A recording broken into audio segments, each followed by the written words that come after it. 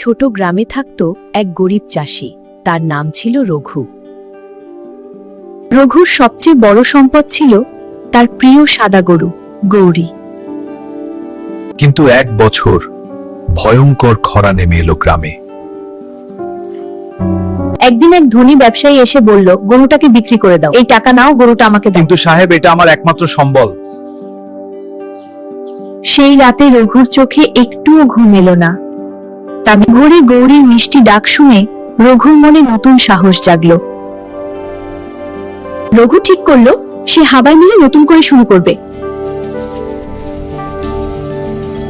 কয়েক মাস পরে বৃষ্টি নামলো আর মাঠ ভরে উঠল সবুজ ফসলে। রঘু বুঝলো ভালোবাসা আর পরিশ্রমই মানুষের আসল সম্পদ।